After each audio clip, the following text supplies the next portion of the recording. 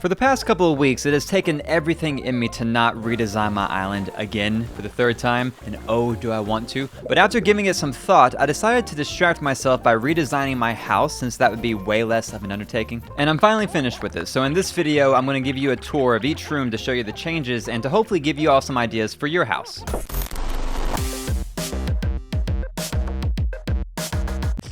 Alright, so I haven't changed the exterior of the house in a while because, if it ain't broke, don't fix it. So out here is pretty much the same. I just wanted to show it for those of you who haven't seen it, mainly because I'm very proud of this back deck area with the swimming pool. So I try to show it off as much as possible, which I know sounds a little too, hey, look at me, But hey, look at me. But inside the house, this main area is the living room and the kitchen. Yeah, sorry about the mess. I just hit 100,000 subscribers and we were celebrating, so I haven't had a chance to clean up. But the idea in here was to make it a little more modern. Now, if you haven't seen what it looked like in my last video, then I guess you're gonna have to go check it out so I can get them views. No, I'm just kidding. Here's how it looked before. You see, I used items to make it look a little more rustic and homely, I guess. And now it just looks a little bit more modern and pretentious. I mean, really, I didn't change too much in here. I'm still using the same kind of items. They're just different colors, and the layout is still very similar. I think the biggest difference is that I switched the kitchen to this side, and I only did that to make it seem like I did more than I actually did. Probably shouldn't have told you that. Now, in most of these design videos, I mentioned that usually one or two items will help me determine the theme, and for this room, it was this kitchen island. It looks similar to the one that I used before, but it's blue at the bottom, and when I got this and placed it down on top of this checkered floor, I just loved how that looked. So that gave me the idea of a black, white, and blue color scheme, which led to the black sofa, the blue guitar, the black armchair, the white kitchen system, the black diner chairs, and all the rest. So if you ever get stuck while designing, try picking one or two main items that you really want to use and have everything else sort of match them. I'm telling you, this always helps me out when I'm not sure of what to do. The room over here to the left is still the office/studio, but I changed it to have this crazy backdrop because this is where I record the openings of these videos. So I made it very YouTube-esque, with all the crazy lights and stuff in the background. I just wanted to make it look more interesting than what it was before, and I'm actually really happy with it. It's definitely over the top, but it's supposed to be. Oh, and by the way, I didn't really have a spot for my workbench this go around, so I just kind of threw it in here off to the side. And, I think it kind of works. I don't know. What do you guys think? Does it look good in here, or does it seem out of place? I could go either way.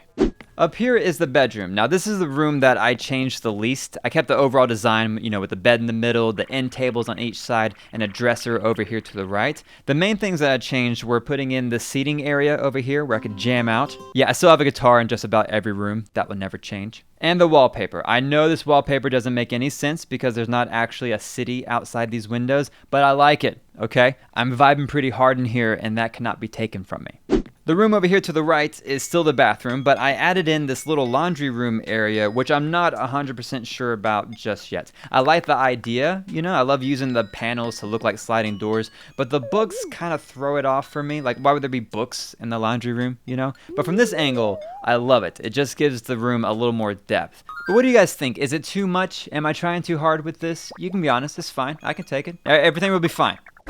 I never know which one to show first. Okay, I'll go upstairs first because the basement is my favorite room.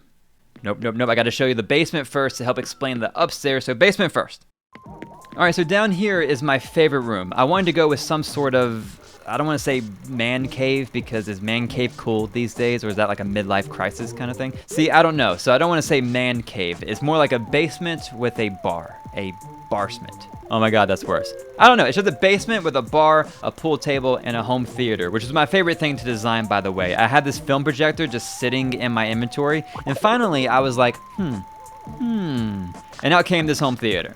We don't really have a projector screen, so I just used a wall-mounted TV with some bamboo speakers on each side, and then boom, home theater, as if I couldn't get more envious of my house in this game compared to real life. One day, man. One day.